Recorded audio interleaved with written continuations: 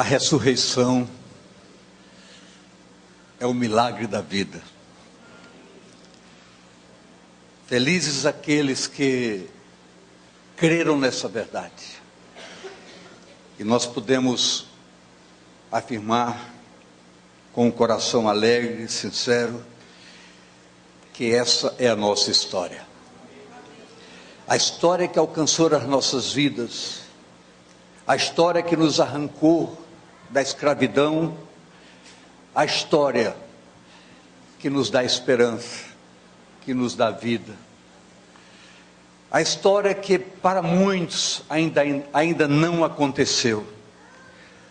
Mas a igreja, na sua ação objetiva e prática, é responsável e é um instrumento que Deus usa para que essa verdade se propague e muitas vidas sejam alcançadas por esse precioso amor de Deus na gloriosa pessoa do Senhor Jesus.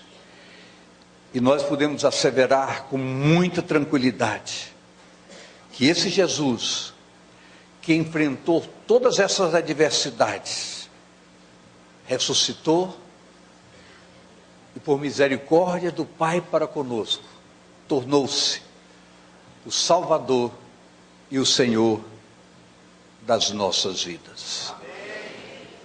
A Ele, portanto, toda honra, toda glória, todo louvor, toda exaltação e todo o nosso aplauso com muita alegria no nosso coração.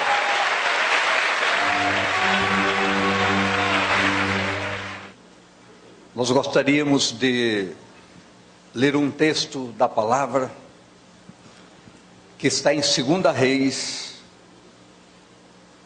capítulo 23, verso 21, que diz: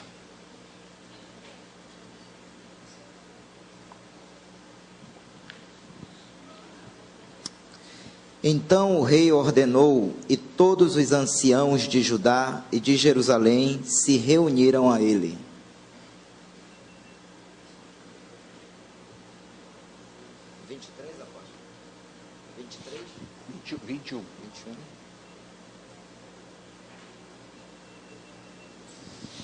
Tinha Manassés 12 anos de idade quando começou a reinar, e 55 anos reinou em Jerusalém, e era o nome de sua mãe Efizibá.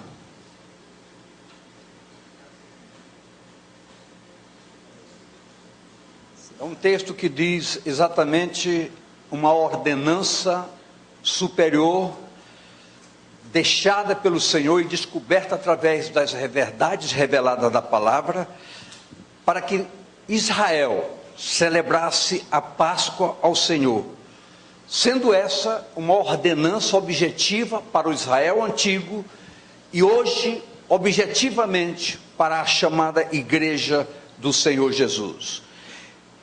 Desde os processos antigos revelados, essa verdade estava absolutamente caracterizada. Em Deuteronômio 16:1, nos diz de maneira clara: Guarda o mês de Abibe e celebra a Páscoa ao Senhor teu Deus, porque no mês de Abibe o Senhor teu Deus te tirou do Egito de noite.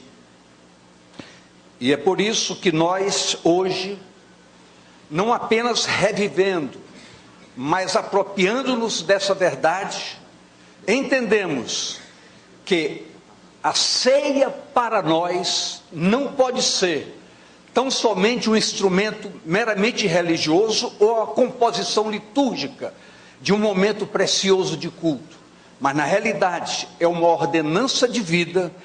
E nós, quando cremos, quando aceitamos essa verdade em sua plenitude, nós passamos a entender que cada momento em que celebramos a ceia, nós estamos qualificando todo o projeto redentor de nossas vidas e expressando como gratidão dos nossos corações o que na realidade aconteceu na cruz do Calvário e como pela graça de Deus nós fomos alcançados. Eu quero dizer a todos nós, de coração aberto e realmente vibrando com muita alegria, o que aconteceu aqui nesta manhã, a partir das 6 horas da manhã, quando nos permitimos simular uma peça onde pessoas dedicaram horas e horas e horas procurando retratar um fundamento que não pode se apagar por qualquer circunstância.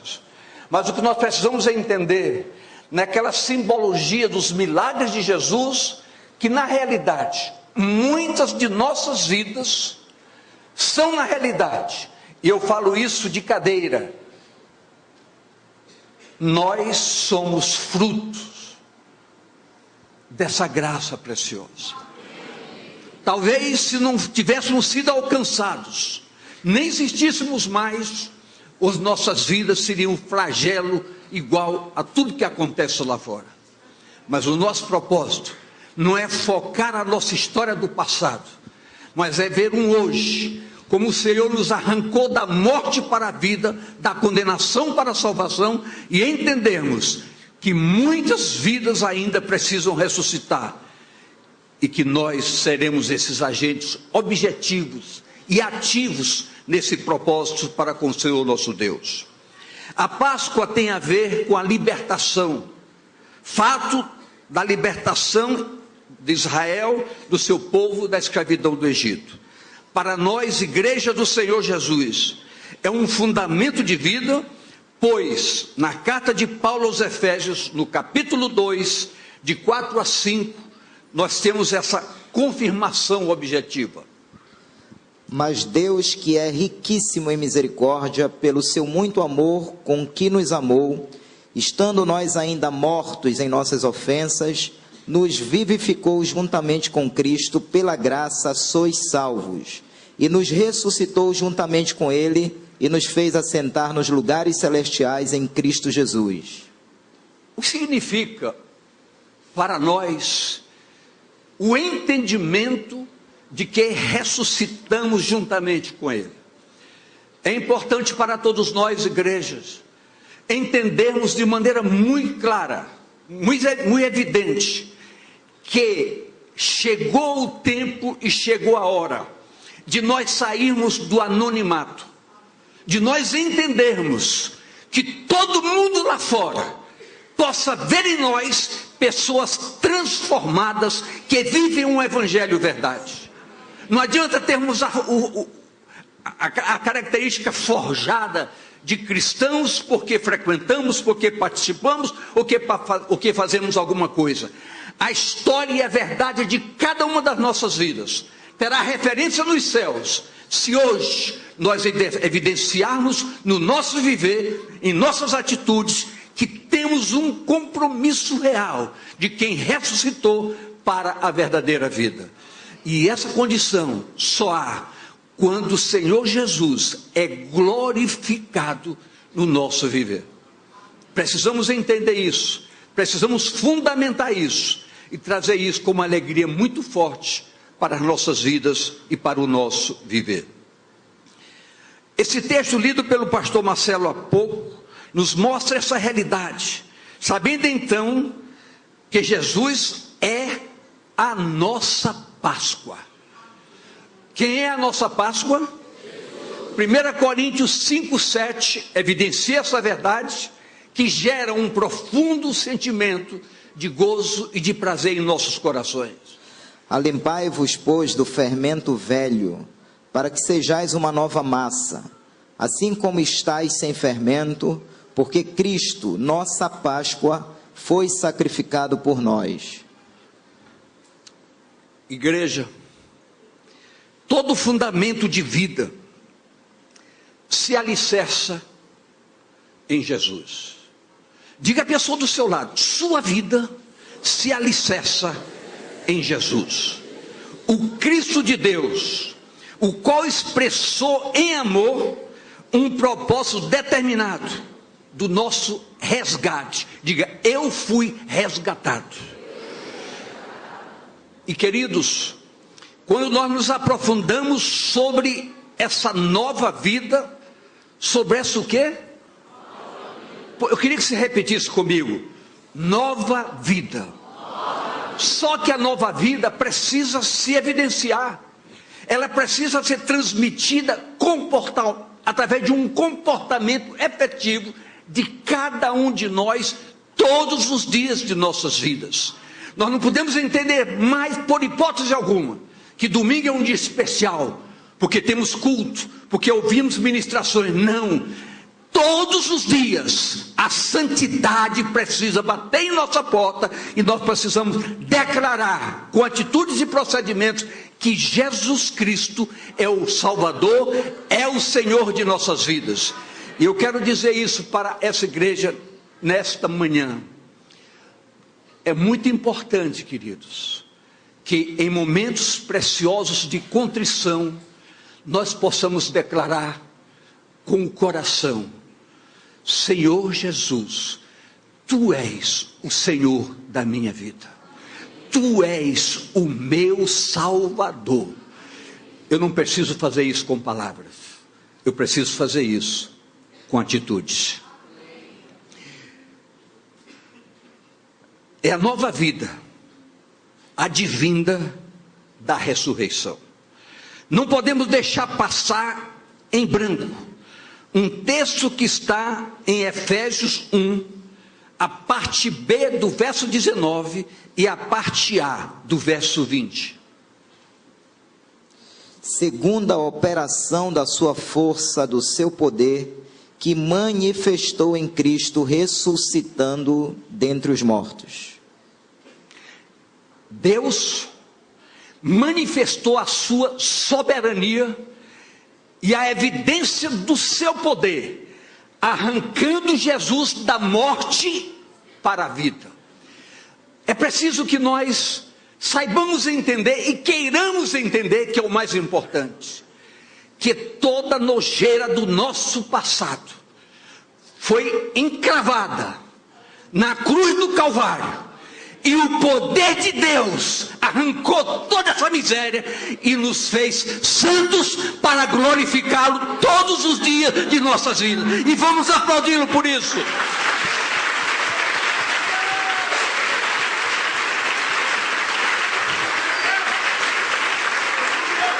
Isso, igreja, segundo a palavra nos diz, que a eficácia da força do seu poder, que exerceu ele em Cristo, ressuscitando dentre os mortos.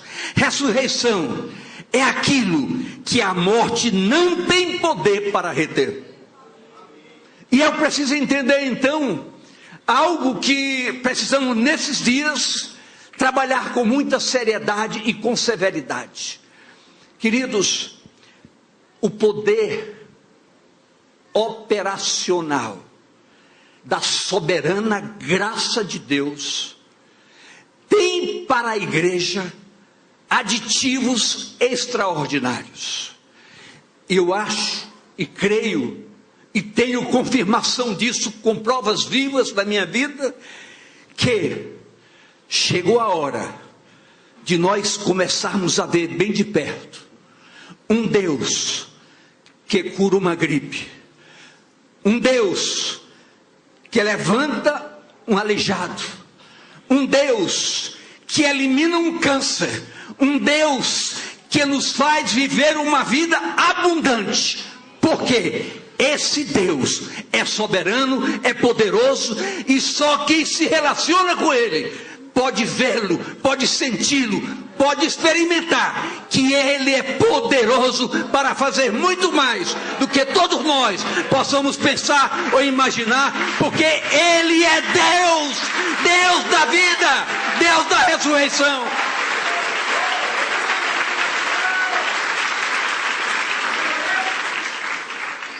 Em Atos 2, 24,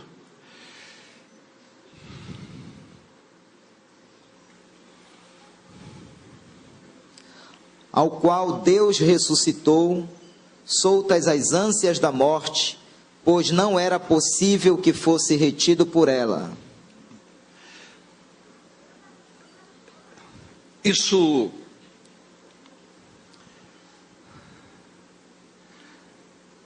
me desculpem, Mas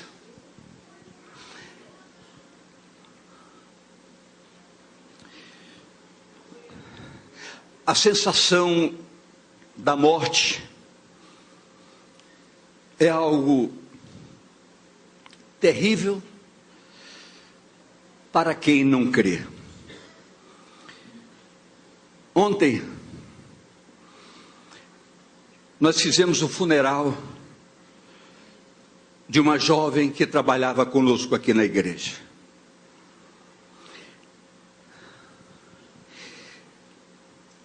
E pudemos, na hora de despedir o seu corpo para ser sepultado, nós tivemos a oportunidade de dizer uma palavra viva que mexe muito com a nossa verdade. Jesus falou de maneira categórica: na casa do meu Pai há muitas moradas. Se assim não fosse, eu vos teria dito, mas eu vou preparar-vos lugar, para que aonde eu esteja, estejais vós também.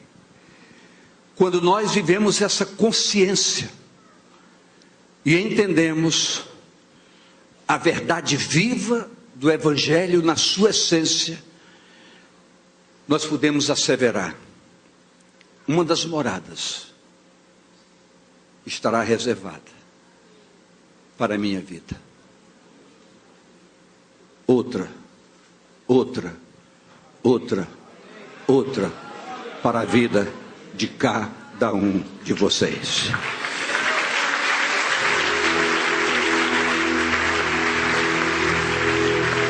A pessoa que eu me referi foi a irmã Angélica, que sofreu um acidente de carro e perdeu a sua vida, mas ganhou uma morada no céu. Jesus é a ressurreição e a vida. Ao nos permitirmos compreender, buscando em oração e meditação na palavra, vamos ser conduzidos a entender que o poder de Deus que trouxe a Jesus da morte para a ressurreição, nos foi disponibilizado. Diga: esse poder me foi disponibilizado. Romanos 8:11 diz com a verdade da palavra: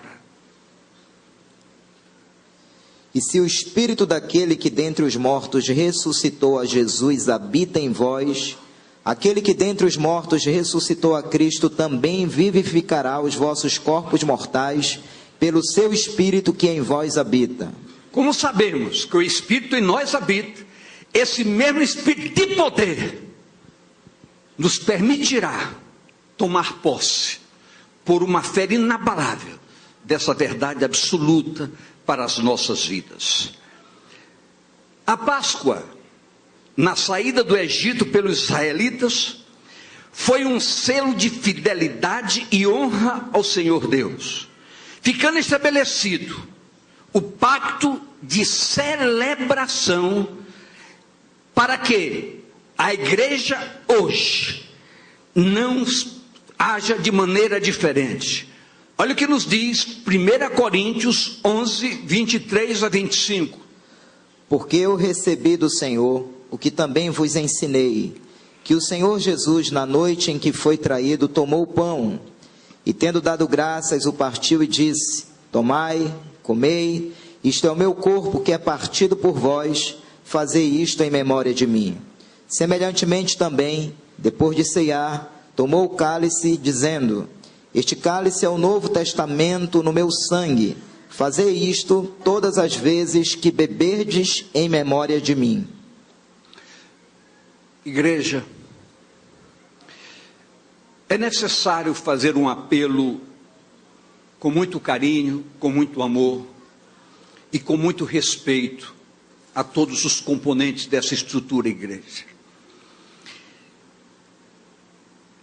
Eu entendo e posso hoje, com muita alegria no meu coração, dizer que a história da nossa jornada como crentes em Jesus Cristo, ela precisa experimentar uma dinâmica evolutiva muito séria. Eu digo isso por uma razão simples, mas muito clara. Talvez nós tenhamos nos acostumado a, em todo primeiro domingo de cada mês, termos a celebração da ceia do Senhor, aqui neste templo e nos nossos outros templos das nossas frentes, e em toda a igreja na face da terra. Mas o que me chama a atenção, e o que me provoca, é que isso não pode se tornar uma mera composição de uma estrutura que se prepara para as atividades durante todo o mês, que expomos aqui no Missionária News. Eu gostaria de focar algo mais sério, para que todos nós entendamos que cada ceia que celebramos, ela declara de maneira bem objetiva que o tempo correu, o tempo se abrevia, e cada celebração precisa ocupar um espaço especial em nossas vidas. Daqui a pouco estaremos celebrando a ceia. Não o faremos como uma rotina, mas como uma celebração, como um ato memorial de entender que o que aconteceu na cruz do Calvário me permite celebrar hoje dizendo: até que Ele venha.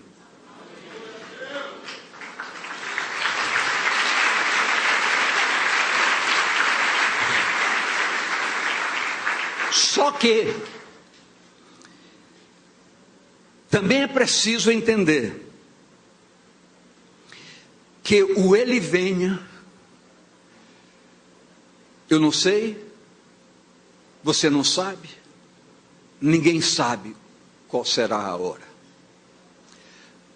Eu só sei algo, que o momento que Ele virá, que pode ser daqui a 1 hora, daqui a 1000 anos, eu preciso estar preparado agora, nesse momento. A igreja é desafiada a ser santa todos os dias, 24 horas por dia. Essa celebração memorial não pode compor uma estrutura meramente religiosa. Olha o que nos diz 1 Coríntios 11, 26. Porque todas as vezes que comerdes este pão e beberdes este cálice, anunciais a morte do Senhor até que Ele venha. Então, precisamos estar vivencialmente comprometidos com a salvação. Comprometidos com o quê? Com a salvação. Só, queridos, que nós temos que resgatar algo extremamente importante. Salvação passou a ser uma palavra deixada de lado. Por quê? Porque nós temos vários atrativos que comovem, que mexem, que promovem palmas, gritos, júbilos.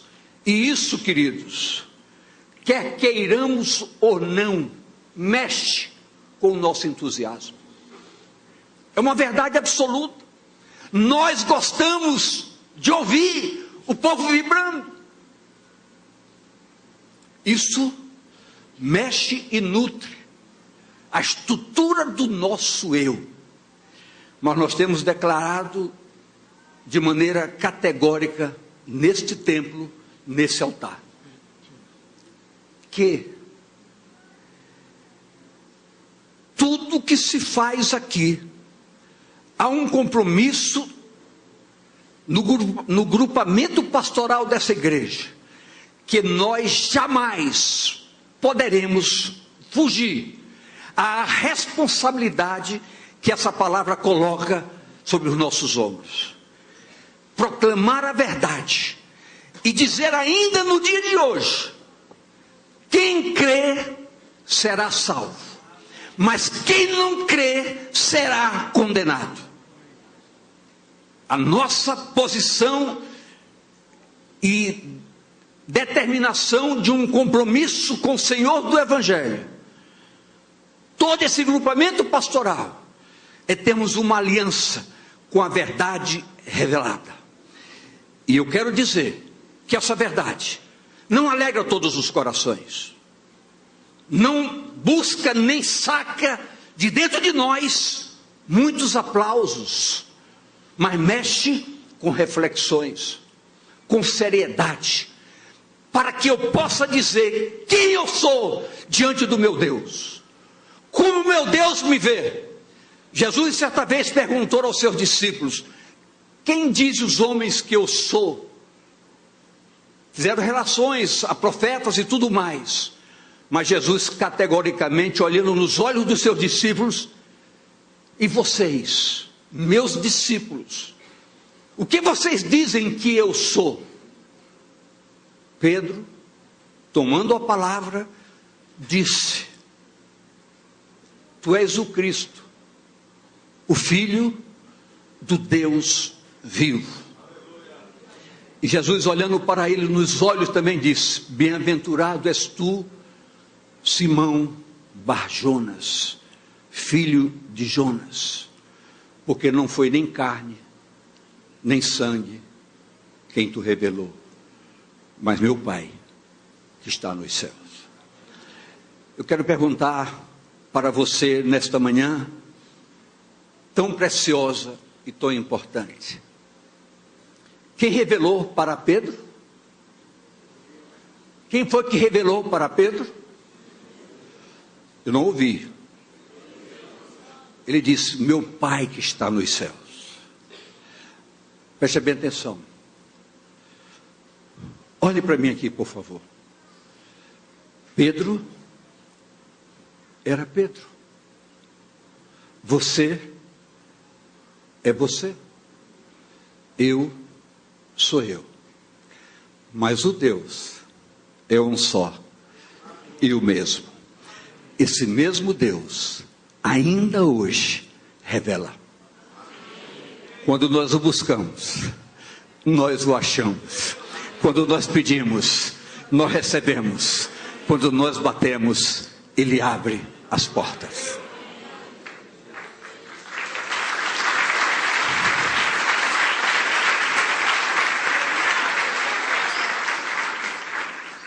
O sentido objetivo da ressurreição de Jesus é a base de sustentação do Evangelho. Filipenses 3, 7 a 11 nos ensina essa verdade, que precisa ser meditada, orada e buscada. Mas o que para mim era ganho, reputei-o perda por Cristo. E na verdade tenho também por perda todas as coisas, pela excelência do conhecimento de Cristo Jesus, meu Senhor, pelo qual sofri a perda de todas estas coisas e as considero como escória, para que possa ganhar a Cristo, e seja achado nele, não tendo a minha justiça que vem da lei, mas a que vem pela fé em Cristo, a saber, a justiça que vem de Deus pela fé, para conhecê-lo e a virtude da ressurreição e a comunicação de suas aflições, sendo feito conforme a sua morte, para ver se de alguma maneira posso chegar à ressurreição dentre os mortos. O texto fala em conhecê-lo. Queridos, conhecê-lo significa buscá-lo com sinceridade e com propósito. Eu não vou fazer pergunta nesta manhã para ninguém, Mas eu gostaria que todos nós começássemos a fazer diferença. Porque no resumo de tudo isso, a gente pode captar, não uma informação, mas um fundamento de sustentação, chamado novo nascimento. Eu quero dizer aquilo que você já ouviu 1000 vezes ou mais. Quem está em Cristo é uma nova criatura. As coisas velhas passaram e tudo se fez novo. Eu não posso me readequar às estruturas passadas que eu abdiquei quando conheci a graça de Deus. Porque a graça de Deus tem que ser progressiva na minha vida e não retroativa. Eu preciso avançar. Diga à pessoa do seu lado, você precisa avançar. Chegou o tempo de você revelar que você nasceu de novo e verdadeiramente você nasceu de novo. Eu falo aqui não só para adultos, mas falo para jovens, para adolescentes, para crianças, porque nos nossos lares nós precisamos reviver essa verdade, nutrindo os nossos familiares como sacerdotes sinceros e verdadeiros daquilo que eles precisam viver para tomarem posse de uma salvação efetiva e verdadeira nas suas vidas. Se nos aprofundarmos com propósitos nesse entendimento, olha o que nos diz Romanos 6, de 3 a 5. Ou não sabeis que todos quantos fomos batizados em Cristo Jesus, fomos batizados na sua morte?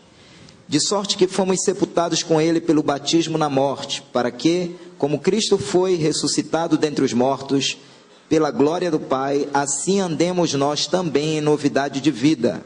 Porque se fomos plantados juntamente com ele na semelhança da sua morte, também o seremos na da sua ressurreição. É muito fácil, até demais, estabelecermos um processo crítico, fazendo críticas ao que se vê lá fora. Nesse período, há muita comemoração, há muito festejo, e isso não nos compete, nem nos permite fazer qualquer asseveração de julgamento sobre a atitude de quem quer que seja. Mas uma coisa eu vejo de extrema importância para todos nós. Eu falei para quem? Eu falei para quem, por favor? Entenda bem. Para que eu possa ter uma convicção interior que nutra uma alegria plena sobre o sentido da salvação na minha vida, eu preciso entender algo.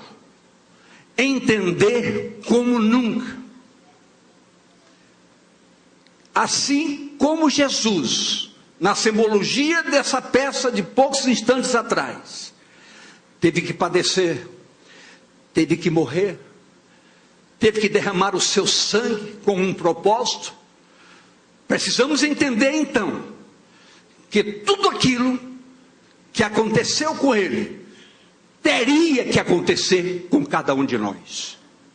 Mas pelo amor de Deus, pela sua graça infinita, ele jogou toda a carga dos nossos pecados sobre Jesus, e Jesus foi feito pecado por nós, para que nós fôssemos feitos justiça de Deus. E eu quero que você saia daqui hoje com essa pergunta na sua mente e no seu coração: o que é justiça de Deus? A justiça de Deus, através da qual ele derramou todos os nossos pecados sobre o seu Filho, levando-o à morte e posteriormente à sua ressurreição. Eu preciso entender que preciso morrer para o pecado e ressuscitar para ser uma nova pessoa. Eu queria que você entendesse que a justiça de Deus advirá como resposta viva de quem você é hoje para com o Senhor nosso Deus. Queridos, muitos compromissos são abdicados por nós. Não estou aqui para qualquer tipo de crítica, mas para reviver o gozo da ressurreição verdadeira em nossas vidas. Muitos trabalham com suas razões e seus direitos, fazem como querem, vêm o dia que querem, participam o dia que quer. Eu quero dizer, ser santo não tem dia, ser santo não tem hora, ser santo não tem momento, ser santo é ser salvo.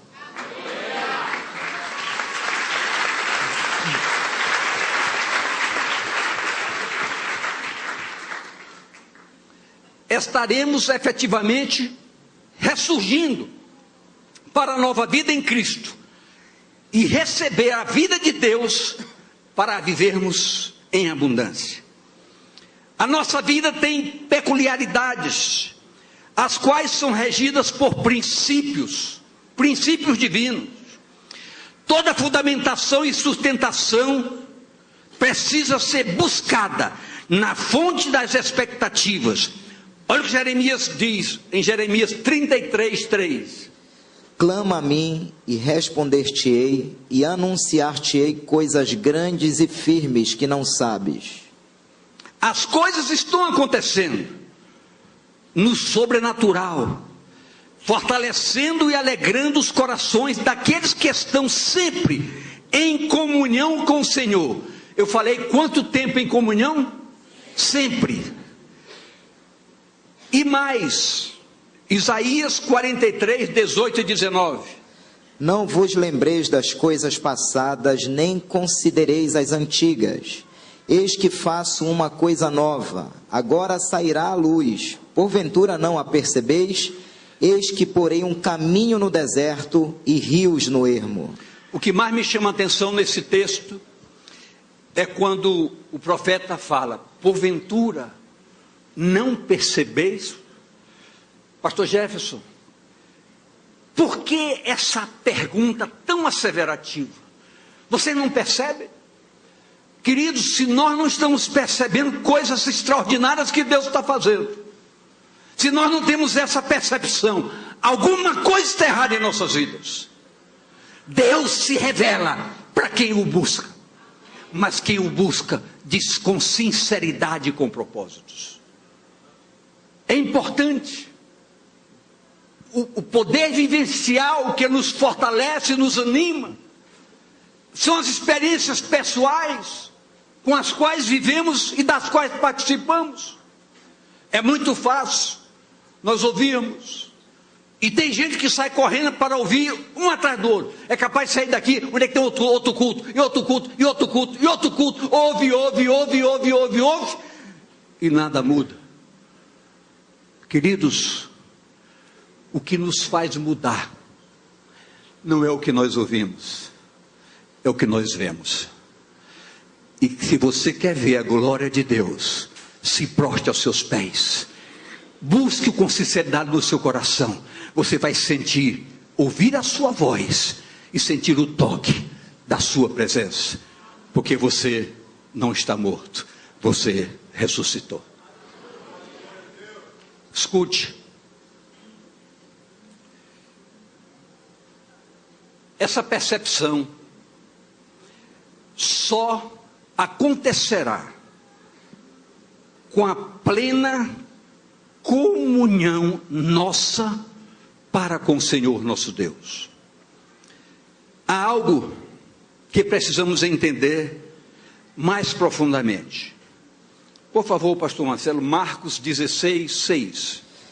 Ele, porém, disse-lhes: não vos assusteis, buscais a Jesus Nazareno, que foi crucificado, já ressuscitou, não está aqui, eis aqui o lugar onde o puseram. Aonde isso mexe com o nosso entendimento? É que muitas vezes a nossa busca é como se fosse religiosamente estarmos buscando o Jesus da história. E na realidade, o que a igreja verdade precisa entender e viver, que Jesus não é um Senhor da história, é um Senhor de cada vida. O Jesus não é um objeto ou um projeto que se proclama, mas é algo que se recebe em nós. E ele diz: eis que eu estarei convosco. Ele não usou essa expressão, ele diz: e eis que eu estou convosco todos os dias, até a consumação do século. Jesus não é uma expectativa, Jesus é uma realidade. Jesus não é uma história, Jesus é um fundamento. Jesus não é uma esperança só, mas é vida com esperança que está presente dentro de nós, na ação do chamado Espírito Santo de Deus. E é por isso que eu quero concluir dizendo: nós devemos rigorosamente tomar posse dessa verdade. A obra redentora da graça de Deus em Cristo já foi plenamente realizada. Então diga para a pessoa do seu lado: tudo que Deus podia fazer por você, já fez. Viva do resto. Viva do resto. Você lembra aquela multiplicação do azeite? O que o profeta disse para aquela mulher?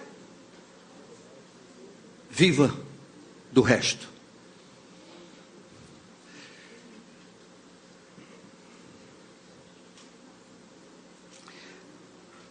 A morte na cruz foi pelo preço dos nossos pecados. E a ressurreição nos proporcionando uma nova vida.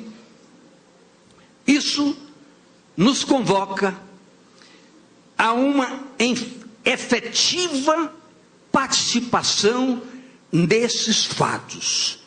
O fato não é histórico, o fato é vivencial. Então, não estamos mais... Queria que você escutasse isso, por favor, e pediria até que você se colocasse de pé para ouvir essas últimas palavras desse momento. Eu gostaria que você, por favor, me desse um pouco de atenção, olhasse para cá. Não tem na tela nada, eu queria que você ouvisse o que eu vou lhe dizer. Então,